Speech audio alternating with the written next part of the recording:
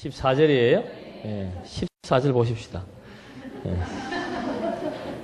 이는 우리가 이제부터 어린아이가 되지 아니하며 사람의 괴술과 간사한 유혹에 빠져 모든 교훈의 풍조에 밀려 요동치 않게 하려 함이라. 13절의 말씀은 이제 최상의 가르침, 그리스도에 대한 절대지식, 그것을 우리가 향해서 교육을 받아야 된다는 것. 그렇게 교육을 받아야 되는 이유가 뭔가? 그것은 바로 어린아이처럼 어떤 유혹이나 잘못된 이론이나 이런 사술에 빠져들지 않고 또 여러 가지 많은 풍조, 그 당시의 교훈의 풍조는 영지주의자들이 주장하는 그리스도에 대한 가현설입니다. 예수님께서 오신 것이 육체를 입고 오신 것이 아니고 하나님의 어떤 뭐라고 얘기하나? 하여튼 우리나라로 말하면 하여튼 귀신의 모양처럼 그렇게 잠시 왔다가 가신 분이지, 우리와 같이 이런 육체를 입고 오신 분이 아니다라고 가르쳐 왔던 그런 풍조들이 있었습니다. 그런데, 흔들리지 않고, 아주 확실한 신학 사상을 정립하기 위해서 우리는 최상의 가르침을 향해서 그리스도에 대한 절대적인 지식에 대한 확립이 필요하다라고 하는 말을 바울이 해준 겁니다. 그런 맥락에서 우리 전도연합회의 이 확고한 신학 사상, 이것은 너무도 중요한 것이고, 이 신학 사상의 정립이 되어 있어야만 우리도 분명한 것, 진리의 말씀을 옳게 분별할 수 있고, 무엇이 바른 것이고 무엇이 바르지 못한 것을 확고하게 판단할 수 있는 그런 좋은 기준이 되기 때문에 신학 사상에 대한 정립은 너무도 필요한 것입니다. 지난 시간에 했던 거, 그래서 제일 먼저가 성경관,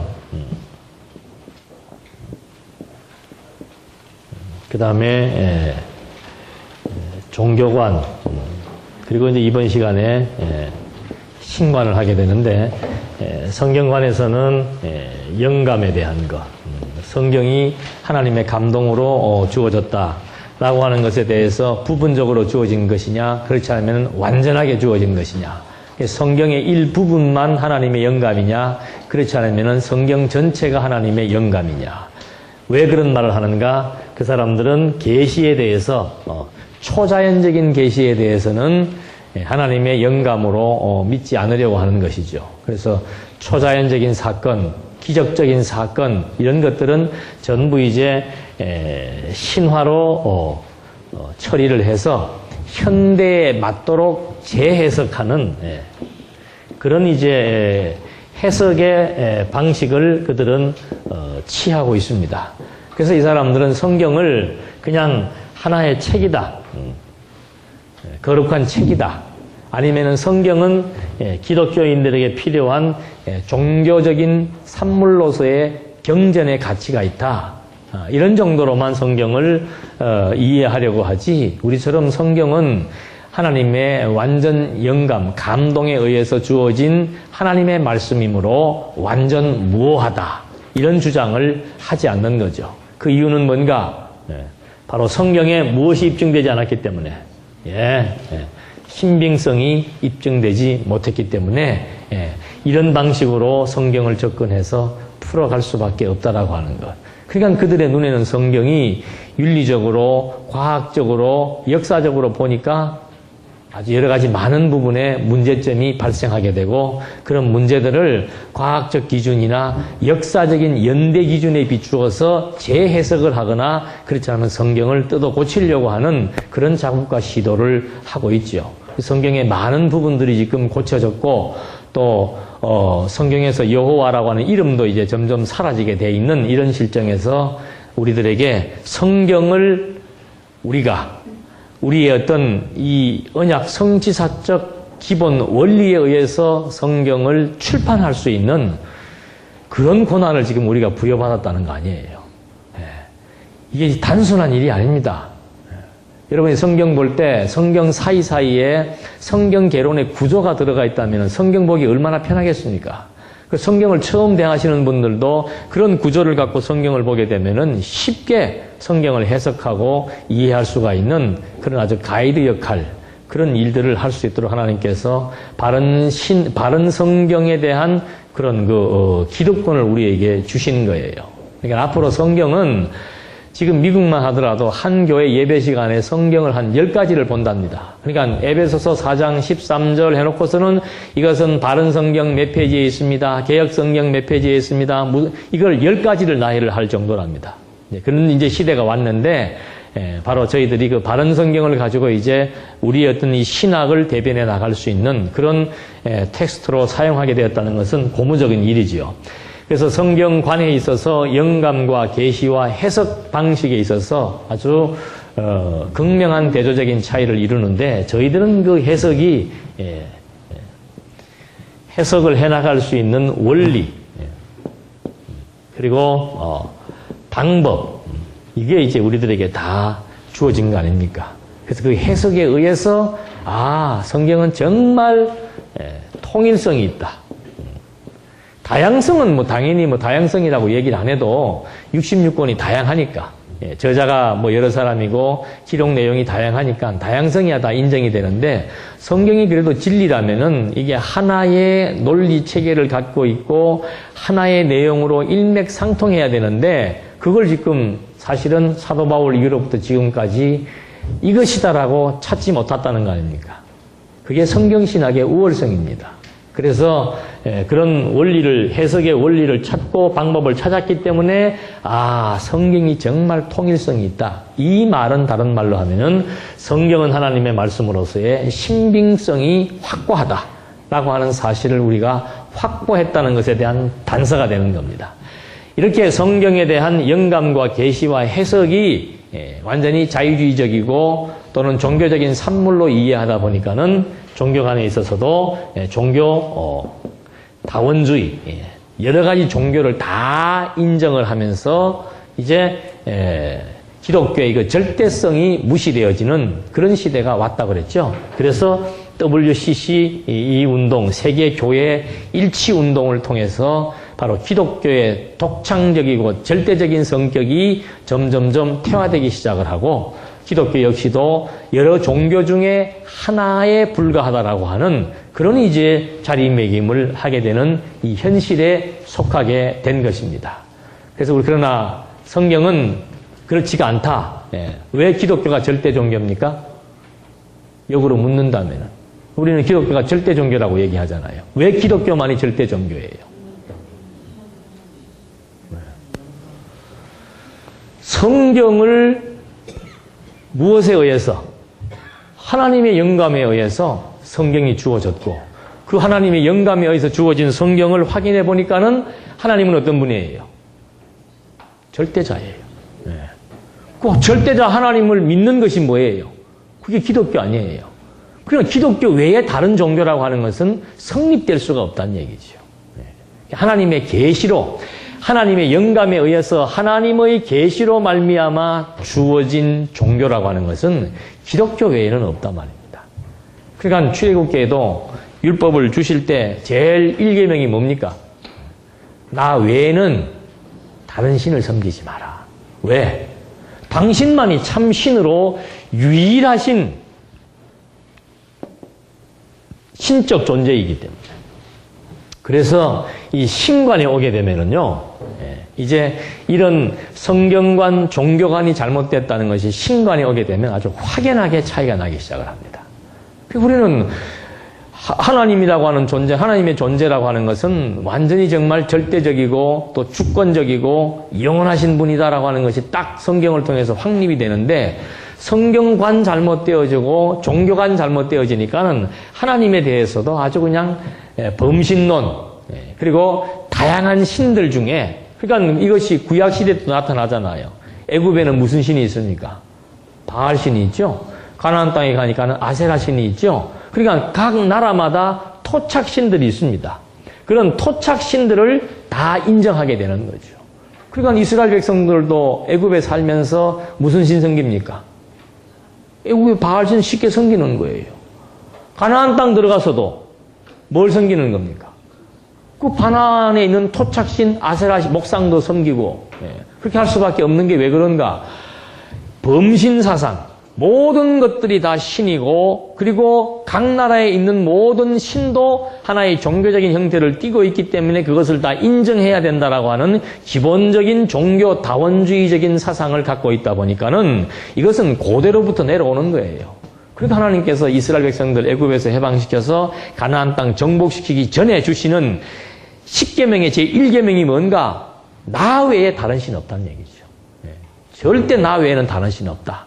아예 우상을 만들지도 말고 섬기지도 말고 왜? 그건 다 거짓 것들이고 헛된 것들이다 라고 하는 말씀을 해주시는 이유도 벌써 하나님은 유일하게 정말 스스로 존재해 나가시면서 절대자이심을 우리에게 증거해 주었는데 그 증거된 원리를 하나님의 계시적 관점에서 찾지 못하고 왜? 영감 자체를 완전 영감으로 보지 않으니까 부분적인 영감으로 보니까 성경에는 인간의 말도 있고 하나님의 말도 있으니까 하나님의 말은 하나님의 말대로 해석을 하고 인간의 말은 인간의 말대로 해석하고자 하는 그런 잘못된 영감설이 결국은 성경을 해석하는데도 치명적인 영향을 미치게 되고 그렇게 잘못된 해석의 결과는 신에 대한 관점 역시도 그냥 하나님을 정말 독보적인 존재 자존하시는 분 이렇게 인식하는 것이 아니고 그냥 어떤 한 유형별 여러 신들이 있는 가운데서 하나의 신 정도로 이해하게 되는 그런 이제 그 잘못된 신관을 갖게 됩니다. 거기에 비해서 통합적 신정통주의자들은 조금은 이런 데서 조금 벗어나서 여기에서는 이제 하나님을 완전히 종교 생활을 하기 위해서 필요한 그런 신으로 이제 설정을 하게 되는 거죠. 그래서 하나님은 고난받는 인류와 함께하는 신이다. 타이틀이 멋있습니까? 멋있지 않습니까? 멋있잖아요. 여러분들 고난받지 않으시는 분 계세요? 다 고난받습니다. 다 힘듭니다. 하나님은 어떤 분이신가? 고난받는 자와 함께하는 신이다. 아멘. 그렇게 해서 이제 그 고난받는 자와 함께하는 신, 그 다음에 약자와 함께하는 신, 약한 자와 함께하는 신. 그리고 이런 하나님은 무슨 하나님? 사랑의 하나님. 여기에 사람들이 다 매료가 되는 거예요. 하나님은 고난받는 민중과 함께합니다. 하나님은 약자 편에 서서 하나님은 섭리해 나가십니다. 하나님은 사랑이십니다. 그래서 칼 바르트라고 하시는 분이 하나님의 인간성이라고 하는 주제를 가지고 글을 씁니다. 하나님의 인간성. 왜? 하나님을 인간화시키는 겁니다. 하나님의 인간성이라는 제목을 가지고 글을 쓰면서 하나님은 사랑의 하나님이기 때문에 사랑의 하나님께서 지옥 가는 것을 기뻐하시겠습니까? 슬퍼하시겠습니까? 사랑이 많으신 하나님께서 인류를 지옥 보내는 것을 좋아하겠습니까? 싫어하겠습니까? 싫어하지요. 그렇기 때문에 지옥 보낸다는 말이 맞다 틀린다. 틀린다. 그래서 하나님은 온 인류를 다 어떻게 한다? 천국 보내시기를 원하신다. 근데 누가 거부한다? 돌아오라, 돌아오라. 거기에 지금 다 녹아 들어간단 말이에요. 그래서 이 신관이 저렇게 인류를 위해서 존재하는 신. 하나님은 인류를 위해서 존재하는 신. 여러분, 우리가 개미를 위해 존재합니까? 아니죠. 근데 성경은 인간을 뭐로 비유합니까? 티끌맛도 못하다 그러잖아요. 근데 티끌맛도 못한 무슨 인류를 위해 존재를 해요. 하나님은 왜 존재하십니까? 하나님은 무엇을 위해 존재하십니까? 약한 자를 위해 존재해요? 예? 스스로 존재하시는 건 방식이고, 왜 존재하시냐 이 말입니다. 목적이 뭐예요? 내가 어저께 5가지 중에서 하나 찝으면 된다는 거죠.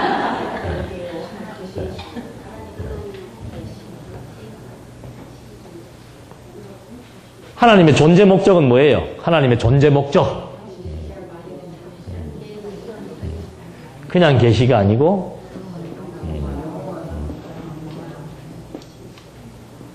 이게 하나님의 존재 목적이에요. 당신의 영광을 드러내시기 위한 수단이 뭔가? 천국도 하나님께서 주관하시고 지옥도 주관하시고 천국도 보내시고 지옥도 보내시고 죽이기도 하시고 살리기도 하시고 그게 당신의 영광을 지금 뭐 하는 겁니까? 드러내는 거예요. 그러니까 이 신관이 다릅니다. 하나님하고 하나님에 대한 칭호를 불러도 어떤 의미를 가지고 부르는가? 하나님은 고난받는 자와 함께 한다.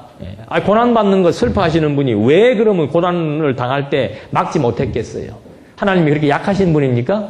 아니잖아요. 조금만 반대로 생각을 하면은 금방 좀 이해가 될 텐데 그쪽으로 생각을 못 해요. 하나님은 그냥 어떻게 잠깐 주무신 새에 그냥 귀신이 들어와가지고는 낚아채 갔는지, 아니, 고난 당하는 자와 함께 하시는 분이라면 고난을 안 당하게 하면 될 거 아니에요. 안 그래요? 하나님이 타락하시는 거 싫어하잖아요. 하나님이 범죄하시는 거 좋아해요? 싫어해요? 싫어하시잖아요. 그럼 그런 거 다 사전에 다 미리 차단하고, 아담이 선악과 따먹으려 할 때도 아예 안 만들면 되고, 뭐하라 만들어 놓고 그걸 갖다가 또 따먹지 못하게 하고, 따먹으려고 했으면 또 뭐 하면 돼요? 이놈! 그러면 그냥 깜짝 놀래가지고 안 따먹을 거 아니에요. 모른 척 하고 계시다가 따먹고 나니까 아담아. 이해가 안 되는 거죠. 무엇을 모르면은. 하나님의 존재 목적을 모르면은. 당신은 스스로 계시는 분입니다. 왜 계시는가? 그냥 계시는 것 자체가 뭐예요? 영광을 드러내시는 거란 말입니다. 그러니까 우리에게 그 영광을 드러내시기 위해서 뭐 하신 거예요? 계시하시는 거란 말입니다. 그 어떻게 드러내시는가? 그 드러내시는 원리가 뭐예요? 나에 대한 신뢰도를 측정을 하려면 뭘 가지고 측정할 수 있겠습니까? 우리 요즘은 신용사회 아니에요, 은행이. 카드빚 못 갚으면 어떻게 돼요? 신용불량자 되잖아요. 그 말은 뭐예요? 그 사람 신뢰할 수 없다는 거 아닙니까? 사람과 사람 사이에서도 제일 신뢰하기 좋은 것이 뭔가? 약속을 잘 지키느냐 못 지키느냐. 그건 그 사람의 신뢰도를 평가할 수 있는 기준이 되는 겁니다. 하나님도 마찬가지예요. 당신의 영광을 드러내실 때 어떤 원리를 사용했는가? 당신이 약속 세웁니다. 당신이 언약하시고 당신이 언약을 이루어 주십니다. 그 속에 모든 영광이 다 포함되어 있는 거예요. 언약을 하고 그 언약대로 이루어 주시는데 언약이 몇 가지예요? 3번? 3가지? 구약성경 전체가 다 언약의 내용입니다. 구약성경 전체가 한두 가지의 사건들, 물론 언약에 대한 근본 내용은 3대 언약인데 그 3대 언약을 세우시는 과정들이 구약성경 전체란 말이에요. 그게 세부적인 언약, 세부적인 약속의 내용들은 무지하게 많습니다. 그런 언약들을 전부 다 어떻게 해요? 다 이루어 주시잖아요. 아니, 언약을 했으면은, 우리도 그렇잖아요.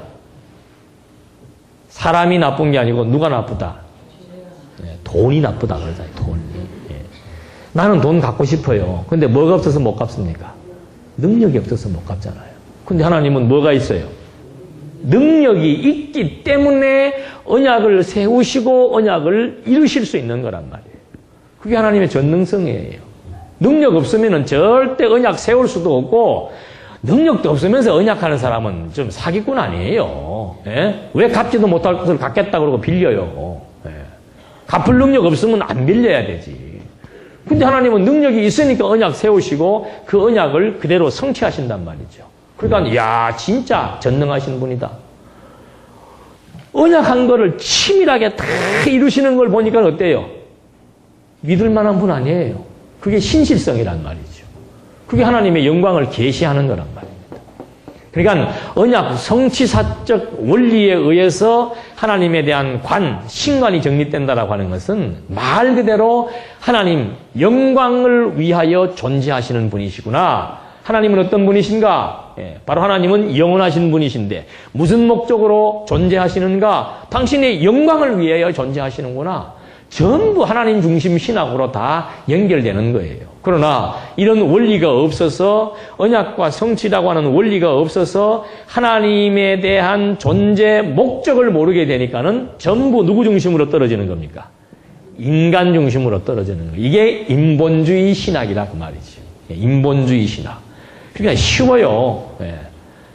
그러니까 성경을 강의할 때도 뭘 자꾸 뭐 인간성 얘기하고, 여러분 우리가 뭐 인간 심리학이라든지 뭐 인간학에 대해서 공부 안 해도 자기가 자기를 알아요, 몰라요? 내면 세계 다 알잖아요. 요만큼만 내 마음에 안 들면 미워지고 삐지고 짜증나고, 뭐 인간의 속성은 설명 안 해줘도 3살짜리도 압니까, 모릅니까? 알아요. 3살짜리도 벌써 자기 속성을 안단 말이에요. 근데 뭐 교회에서 맨날 사람이 이러면 안 됩니다, 저러면 안 됩니다, 이렇기 때문에 이렇습니다, 저렇기 때문에 저렇습니다, 그런 훈계나 교훈은 안 해도 우리가 그냥 태생적으로 다 알게 돼 있는 거란 말입니다. 성경을 해석하면 뭘 소개해 줘야 되는가? 하나님의 영광 소개해 주면 되는 거예요. 언약과 성취의 원리에 의해서 하나님은 이런 분입니다. 하나님은 이런 분입니다. 아, 오늘의 내용을 보니까 하나님의 주권이 강하게 드러나네. 하나님은 바로 이렇게 주권자이십니다. 오늘 강의 내용을 보니까 완전히 하나님의 신실성이네. 하나님은 신실하신 분입니다. 그것만 소개해 주면 되는 거예요. 그래서 이 신관이라고 하는 것도 언약과 성취의 원리가 없는 상태에서의 하나님을 찾는 것은 성경에 나와 있는 파편적이고 부분적인 사건들을 통해서 드러난 하나님에 대한 관점을 볼 수밖에 없는 거죠. 성경에 부분적으로 나오잖아요. 고난받는 사람하고 함께 하잖아요. 예? 약한 사람하고 함께 하잖아요. 왜 그러냐 그 말이죠. 우리는 그걸 알아야 되죠. 하나님께서 왜 고난받는 자와 함께 하는 겁니까? 불쌍해서? 사랑이 많아서? 아니에요. 고난받는 자와 함께 하겠다고 이미 사전에 무엇이 있습니까? 예, 이거 없으면 이게 풀어지지 않는단 말입니다. 그래서 언약 성취사가 중요한 거예요. 예. 똑같이 욥기서를 보고서도 와, 하나님께서는 별하별 해석을 다 해요. 욥을 보니까 욥의 신앙을 강조하는 사람들도 있습니다. 야, 욥이 또 이렇게 어렵다가 하나님 믿으니까 잘 되더라는 것을 강조하는 사람도 있습니다. 욥의 인간성을 강조하는 사람도 있습니다. 다 틀린 얘기. 부분적으로는 다 맞는 얘기죠. 어디에 있으니까? 성경에 있으니까.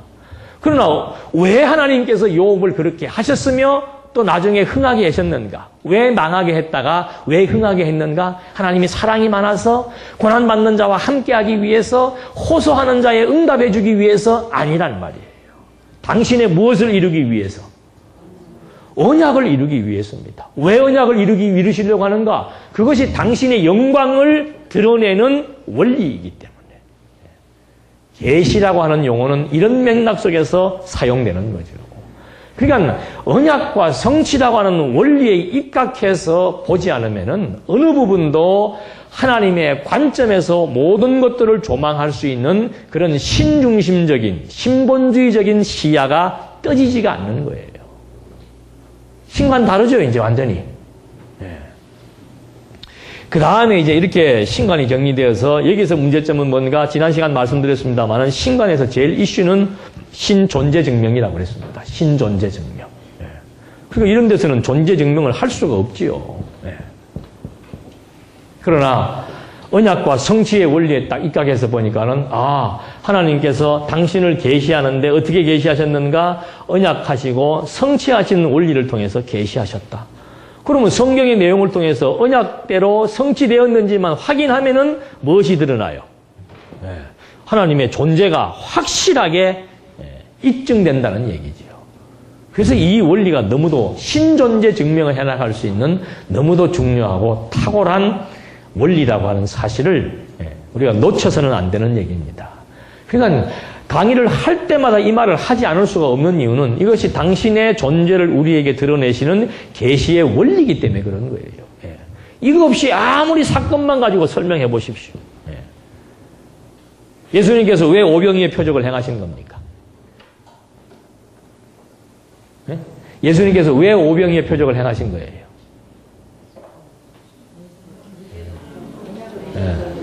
여기 하나의 사건이 있지요. 그러면 고위에 직접적인 의미가 있습니다. 또 상위에 또 직접적인 의미가 있지요.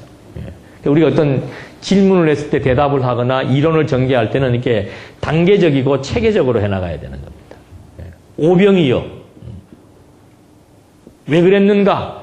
그리고 왜라고 하는 생각은 안 하고, 야, 하나님께서 오병이어의 표적을 보였다. 여러분, 가장 작은 것을 하나님 앞에 내어놓았을 때 하나님은 큰 것으로 우리에게 축복하십니다. 여러분, 예수님은 오병이어의 표적을 행할 수 있는 능력자입니다. 이런 능력자 의지하고 구하면 안 되는 일이 없습니다. 부분적으로 맞습니까? 틀립니까? 맞잖아요. 성경에 있는 내용들이니까. 그러나 그것은 올바른 해석이 아니란 말이에요. 올바른 해석은 뭔가? 왜 이 일을 왜 행하셨는가? 마태복음에는 보니까는 무엇을 보여주기 위해서? 당신이 선지식임을 감당하심으로 말미암아 구약의 언약하신 선지자로서의 그리스도이심을 증거하기 위한 거예요. 그게 언약과 성취의 구조에 의해서만 그것이 그대로 드러나게 되어 있단 말이죠. 그러니까 왜 그렇게 해서 뭘 증거하려고? 내가 바로 누구이다? 그리스도이시다. 예수가 그리스도이심이 증명되어야만이 하나님은 어떻게 해요? 여호와로 존재하신다라고 하는 하나님의 영광을 확인할 수 있게 되는 거죠. 그래서 예수께서 나를 본 자는 누구를 본 자다?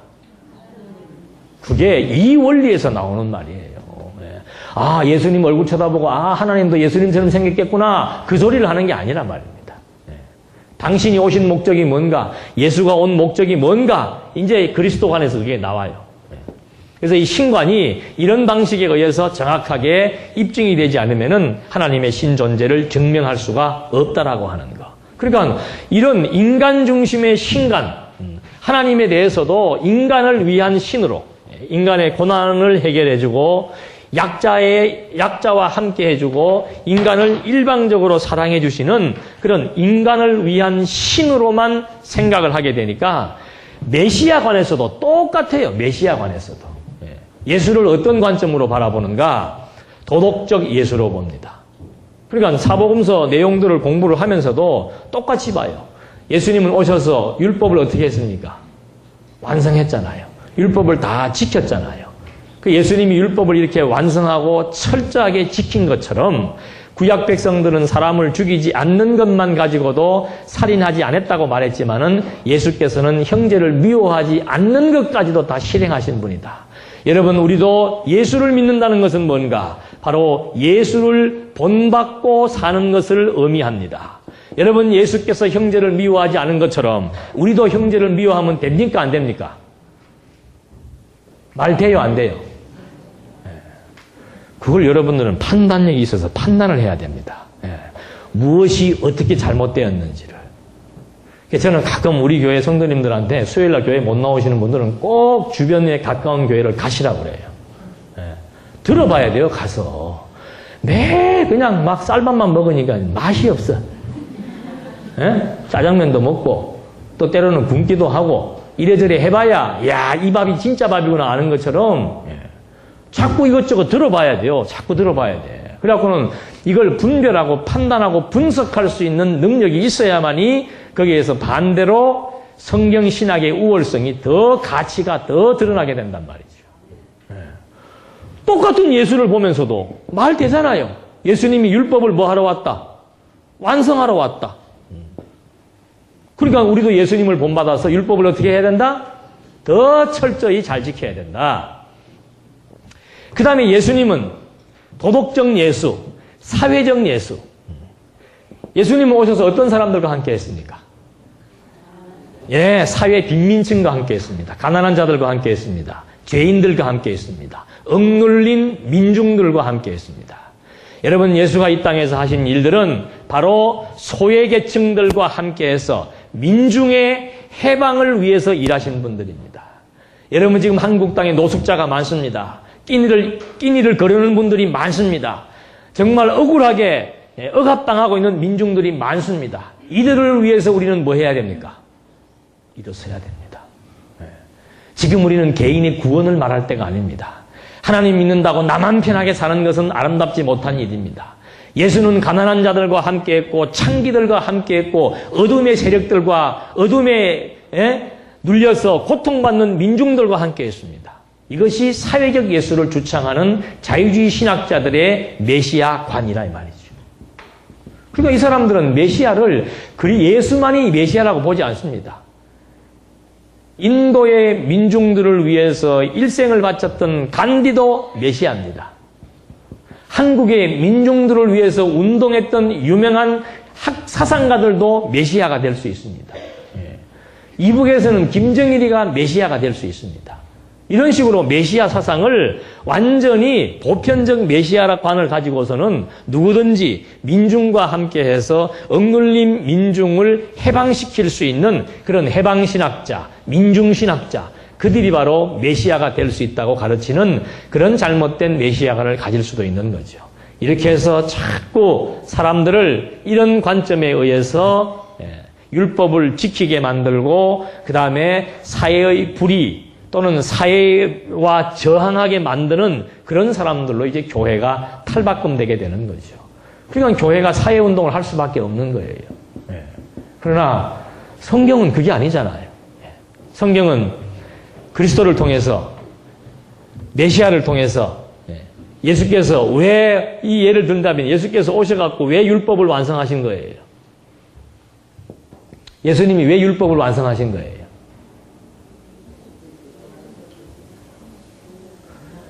일단 이 틀을 잊어버리면 안 돼요. 지금 계속해서 이제 이 틀만 가지고 설명을 할 겁니다.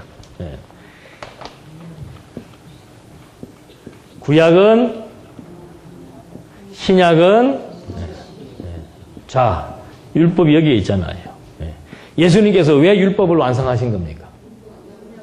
그게 너무 언약으로 뛰지 말고 중간 한 단계 설명을 해줘야죠.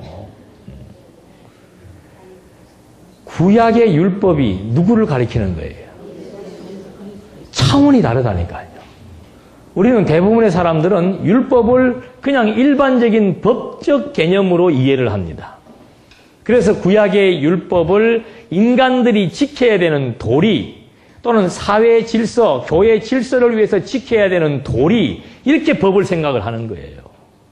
그러니까는 예수님께서 오셔서 율법을 잘 지키신 것처럼 우리도 그 법을 어떻게 해야 된다? 잘 지켜야 된다. 이런 식의 규범적인 관점으로 율법을 이해할 수밖에 없는 거죠. 그러나 성경은 율법을 뭐라고 얘기하는 겁니까? 우리가 지켜야 될 도리가 아니고 구약의 율법은 누구에 대해 증거하는 것이다? 예수에 대해 증거하는 것이다. 그 말의 의미가 뭡니까? 구약에 나와 있는 율법은 장차 그리스도가 오셔서 성취하실 것에 대한 언약의 내용이라 그 말이에요. 그러니까 내가 온 것은 율법을 뭐 하러 왔다? 폐하려 온 것이 아니고 뭐 하러 왔다? 완성이란 말은 바른 성경에 성취하러라고 나와 있습니다. 내가 온 것은 율법을 완전케 하러 왔다. 폐하는 것이 아니다. 왜? 그러니까 나중에 누가복음에서 예수님께서 그러잖아요. 구약의 모든 율법과 시와 선지가 누구를 가리킨다? 나를 언약하고 있는 것이라 그 말이에요. 그러니까 예수님께서 율법을 성취하셔야만이 뭐가 되는 겁니까? 그리스도의 심이 증명되는 것이고 그리스도의 심이 증명되어야만이 언약을 하신 하나님이 여호와로 존재하신다는 것을 우리들에게 확증케 되는 거라 이 말이죠. 그러니까 언약 성취 없이는 아무것도 풀어나갈 수가 없는 거예요. 하나님께서 언약했지요. 하나님 여호와께서 언약을 했지요. 무엇을 언약했는가? 예수를 그리스도로 보내신다고 언약을 했습니다.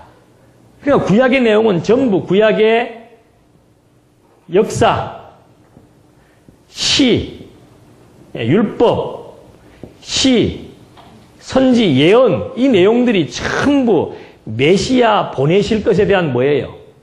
언약이에요. 그 언약을 예수께서 오셔서 구약의 모든 구약은 나를 가리키고 있다. 그래서 내가 구약의 율법과 시와 선지를 하나님이 언약하신 대로 다 성취하신다. 그래야만이 내가 무엇으로? 그리스도의 심이 증명된다. 내가 그리스도의 심이 증명되어야만이 나를 보내시겠다고 언약하신 하나님은 여호와로 존재하신다. 그래서 하나님에 대한 확증을 갖게 되는 거란 말이죠. 그래서 그리스도를 통하지 않고서는 하나님을 알 수도 없고 믿을 수도 없는 겁니다. 그러니까 요한복음 마지막 부분에 가서 예수님이 뭐라 합니까? 이것을 기록한 것은 뭐예요? 내가 그리스도의 심을 뭐하게? 알고 믿게 하려 함이니라. 내가 그리스도이라고 하는 사실을 알고 믿게 하려 함이니라. 이렇게 해서 당신의 존재를 우리에게 아주 확실하게 증명해 주는 겁니다. 그래서 예수의 사역 목적이 다르죠. 우리는 그리스도의 사역 목적이 뭔가, 왜 당신이 율법을 완성했는가, 그 목적은 하나밖에 없습니다. 그리스도의 심을 증거하기 위해서. 그건 직접적인 목적이죠. 근본적인 목적은 뭡니까? 하나님 여호와의 심을 우리에게 증거하기 위해서. 그 외에 다른 것은 없습니다. 뭐 사랑의 예수, 무슨 예수 아니에요. 그 한 가지면 다란 말이죠. 그 다음에 이제 이렇게 메시아관이 분명해지니까 그 다음에는 인생관. 전부 다 연결되어 있습니다. 인생관. 근데 이 사람들은 예수께서, 이 도덕적 예수가 와서 하나님을 대신해서 이 땅에 온 거예요. 왔는데 온 예수를 어떻게 해야 돼요? 인간의 의지, 결단에 의해서 이 예수를 누가 만나야 됩니까? 우리가 만나러 가야 돼요. 그게 바로 만남의 신학입니다. 만남이라는 노래도 있죠? 만남의 신학이 뭔가? 저렇게 인간의 몸을 입고 이 땅에 오신 예수, 그 예수를 우리가 만나러 가야 된다. 인간의 자유의지 문제가 인생관에 있어서는 두 가지예요. 인생관에 있어서는 인간의 죄에 대한 문제, 죄에 대한 문제와 자유의지에 대한 문제. 이것이 이제 큰 이슈로 남아있게 되는 거죠. 지금 제가 칼빈 기독교 강의 2권을 쓰고 있는데 2권의 1장, 2장의 내용이 1장은 죄에 대한 문제, 원죄론, 2장은 자유의지에 대한 문제. 제일 골치 아픈 문제들이죠. 지금 이것이 결국은 인생관에 있어서 가장 큰 문제가 되는 거예요. 그러니까 우리는 인생관 또는 인생론이라고 얘기를 하는데 교리신학에서는 인생관, 인생론이라고 얘기하지 않고 인재론이라고 얘기를 하는 거예요. 왜 그럴까요? 인간을 무엇으로부터 시작을 해서 보니까 타락한 죄인으로부터 인간을 규정해서 보기 시작을 하는 거예요. 그러니까 타락한 죄인이니까 누가 필요한 겁니까? 그리스도를 만나러 가야 되지요. 그리스도를 만나야 뭘 이루게 되는 거예요? 구원에 이르게 되는 거죠. 이게 일반 신학의 원리입니다. 하나님은 사랑이시니까 사랑의 하나님이 타락한 인간을 어떻게 하기 위해서, 타락한 인간의 죄를 용서해서 구원해 주기 위해서 그리스도를 보냈다. 그 그리스도를 만나게 돼. 하나님은 누구든지 다 구원받기를 원하시고 천국 가기를 원하신다. 그래서 그리스도를 보냈으니까 여러분들이 누구를 만나라? 그리스도를 만나라 이 말입니다. 그렇게 해서 죄 용서를 받고 뭐에 이르라? 구원에 이르라. 맞아요, 틀려요? 맞다고 하시는 분도 있고 틀렸다고 하시는 분도 있고. 제가 또 하나 예를 들어 설명해 드릴게요. 그래서 우리는 이걸 갖다가 구속사 신학이라고 말을 하고 있습니다. 구속사 신학. 여러분, 자, 성경에 보면은 아담이 타락했죠. 그때 아담을 어떻게 하나님이 보호해 줍니까? 가죽옷을 입혀서 수치를 가려워지죠.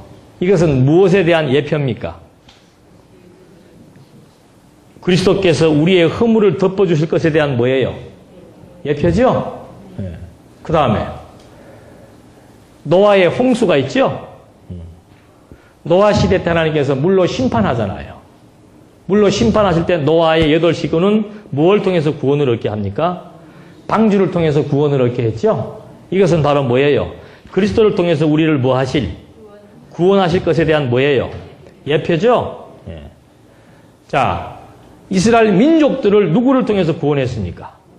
모세를 통해서 이스라엘 백성들을 애굽의 종살이에서 해방시켜 주었죠? 이것은 바로 장차 오실 메시아께서 어떻게 해요? 우리를 죄 가운데서 구원해 주실 것에 대한 뭡니까? 예표죠? 하나님께서 다윗을 무엇 가운데서 구원해 주었습니까? 범죄 가운데서 다윗을 용서해서 구원해 주었죠? 다윗이 어떻게 했습니까? 얼마나 통곡을 하고 그랬으면 침상에서 몸이 어떻게 해요? 회개를 하려면 그렇게 해야 돼요. 눈물 한 두세 방울 흘리고 뭐 회개했다 그러면 안 돼. 하려면 제대로 해야 되지.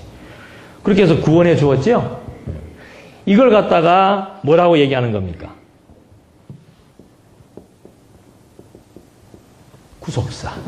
맞습니까? 틀립니까? 자, 맞으시는 분 손 한번 들어보십시오. 네.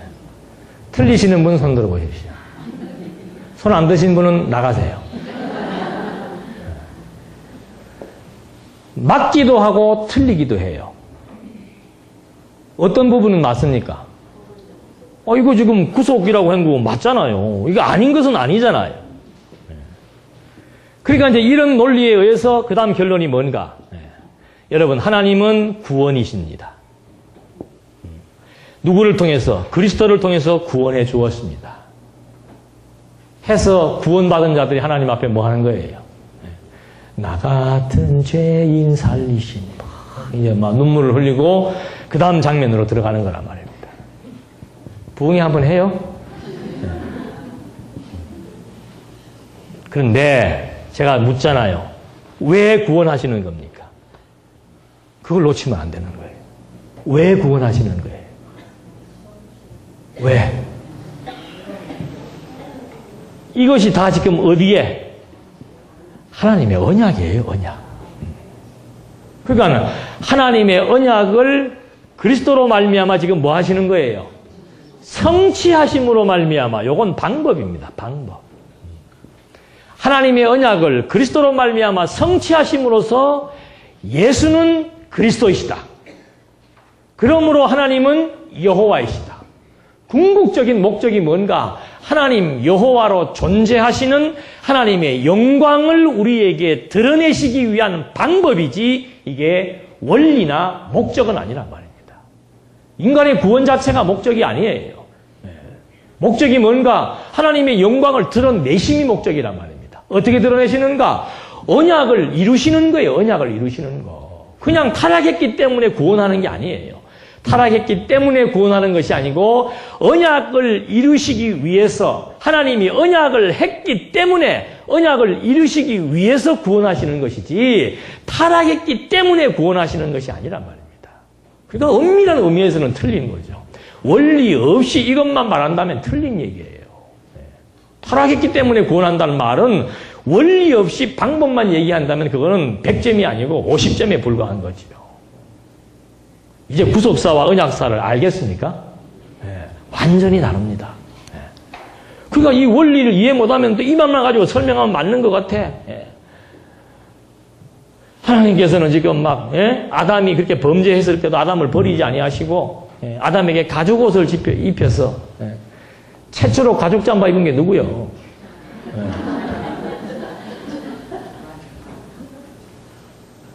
아담은 나무 이파리 못이 쪼가리로 했지만 하나님은 뭐로 했어요? 멋진 밍크 가죽으로 해서 딱 입혀줬잖아요. 하나님의 사랑이 많아요, 적어요? 그쪽으로 가면 안 된다 이 말이에요. 그쪽으로 가면. 자꾸 인간의 감정을 건드리려고 그러면 안 돼요.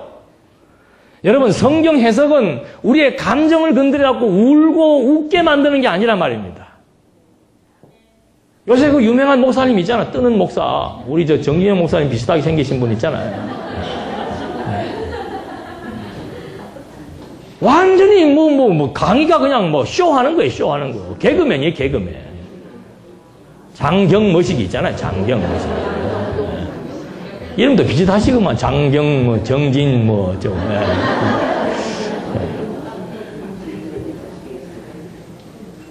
냉철하게 들으셔야 돼, 냉철하게. 그냥 힘들고 어려우니까 무슨 말 한마디 하면 쭉, 그러고 막 지지공상, 그거 아니에요. 당당해야 돼, 당당해야 돼. 어차피 인생은 고생이에요.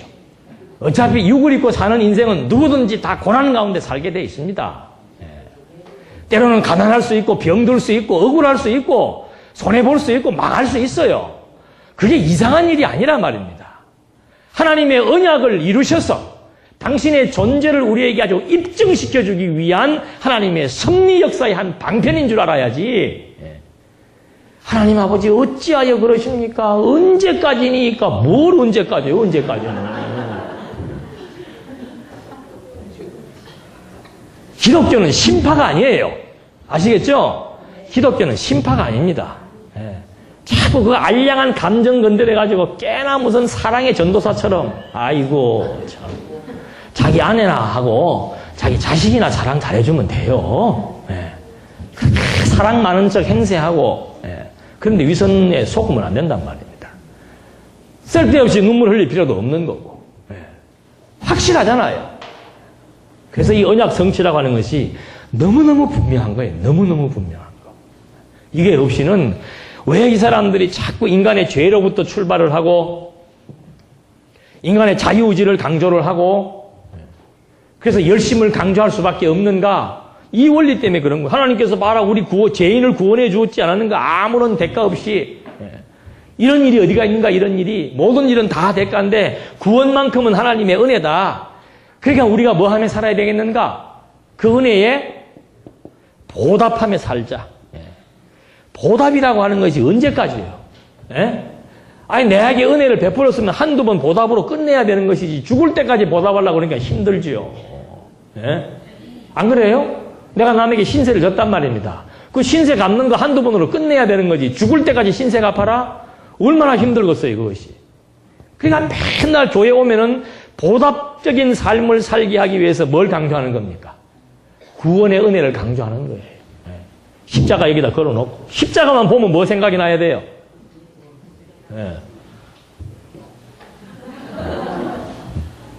구원의 은혜가 생각나게 하는 거죠.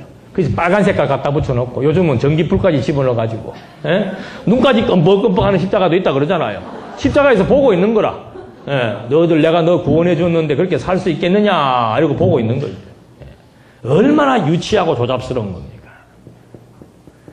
참, 그런데 수십만이 모인다는 거 아닙니까? 왜 모여요?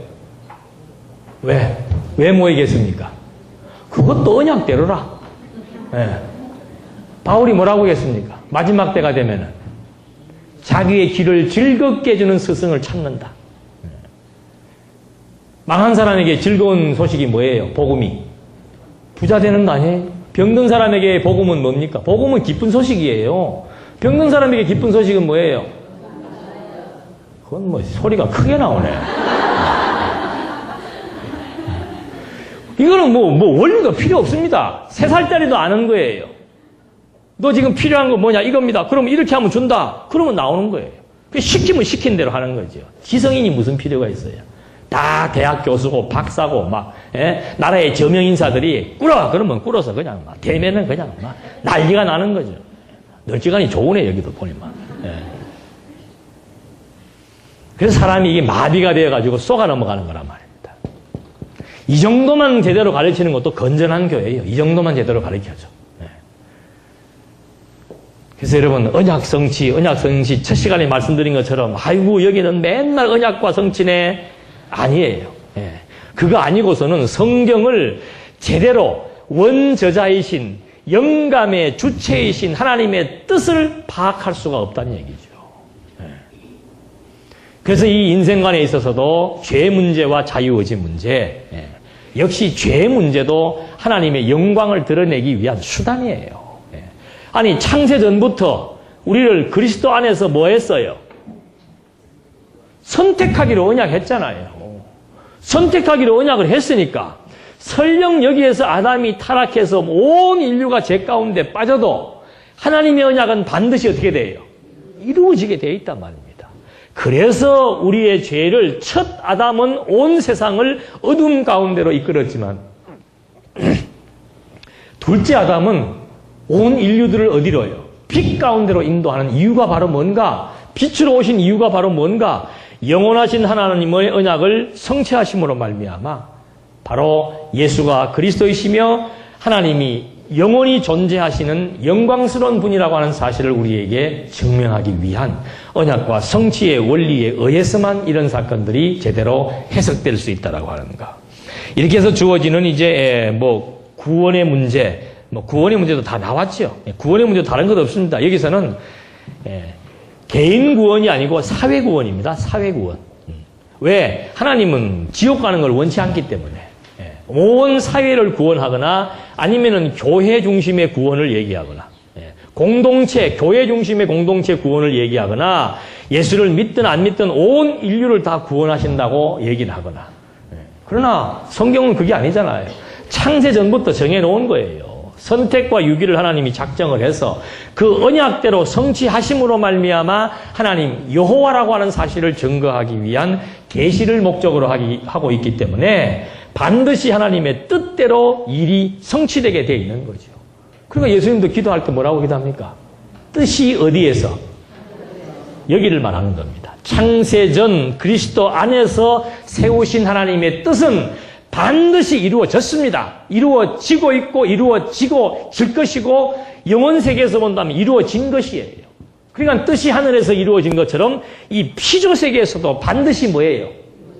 그 뜻을 우리에게 구체화시킨 것이 언약이란 말입니다. 그러니까 예수님의 기도는 딱 부러지는 기도지요. 다른 기도 없잖아요. 뭘 먹을까, 입을까, 마실까. 그거는 다 필요한 줄 알고 하나님이 이미 너희들에게 있어야 될 줄 안다. 너희가 구할 것은 뭐예요? 너희는 이렇게 기도하라 그러잖아요. 이렇게 기도하라. 뜻이 하늘에서 이루어진 것처럼 땅에서도 이루어지이다.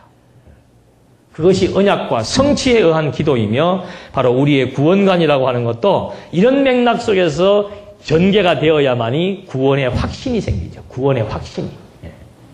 하나님은 언약대로 이루시는 여호와의 심이 분명하다고 믿어지면은 내가 언제부터 창세전 그리스도 안에서 선택함을 받았느라는 것이 알면은 그 다음에 구원에 대해서는 뭐 불안해할 필요가 하나도 없는 거죠. 근데 문제는 뭐가 문제예요? 창세전 그리스도 안에서 선택을 받았는지 안 받았는지. 그렇죠? 받았어요? 안 받았어요? 이제 기가 많이 꺾였어요. 창세전 그리스도 안에서 구원 받았어요? 안 받았어요? 아는 거를 물어보니 그러잖아요.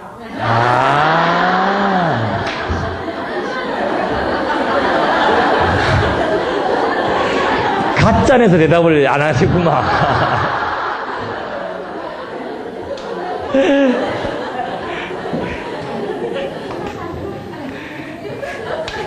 끝냅시다 그러면.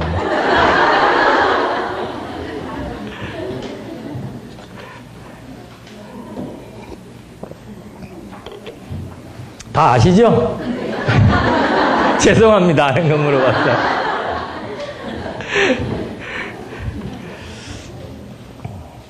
그래서 이 선택받았다라고 하는 것은 다른 건 기존 교회 성도님들은 제일 불안해하는 게 이어서예요. 내가 정말 선택을 받았는지 안 받았는지. 아니 선택을 안 했으면 어떻게 지금 하나님의 말씀이 들립니까? 이게 그냥 말씀이 아닌데 귀 있는 자만 들어야 되는 말씀인데 100% 다 몰라도 돼요. 단 1%라도 하나님의 말씀이 들린다는 것 자체는 뭐가 있으니까? 귀가 있으니까. 귀가 있다는 것은 거슬러 올라가니까 뭐예요? 그래서 내가 하나님의 말씀이 깨달아 믿어진다. 그것 자체가 선택의 산 증거지요. 근데 그냥 그걸 역으로 얘기해갖고 아니 권사님이 그런 식으로 이 신앙생활 하셔가지고 구원받았다고 자신할 수 있습니까? 이렇게 이제 물어오기 시작하면 어떻게 해요? 어디 가서 권사님? 행함이 없는 믿음은 뭔 믿음이요? 어디 계시지? 나가셨나? 행함이 없는 믿음은 죽은 믿음이잖아요. 근데 행함 제대로 해요? 나가셨죠 지금? 난 자꾸 이분인 줄 알고 그래요. 아이고 참 쉬운 것 같으면서도 어렵다니까요. 그 야고보서 갖다 대놓고서는 우리가 신앙생활 제대로 잘 할 때가 많습니까? 못합니까? 24시간 중에 2시간 40분 정도의 11조도 하나님 앞에 드립니까? 못 드립니까? 그리고는 천국 가겠다고요? 행함이 없는 믿음은 무슨 믿음인데? 참 무슨 배짱으로 천국 가겠다는 거예요. 뭐요? 그래서 사람들이 이 확신이 없으니까 자꾸 이런 소리 하면은 찔리는 거예요. 좀 쉬었다 가십시다.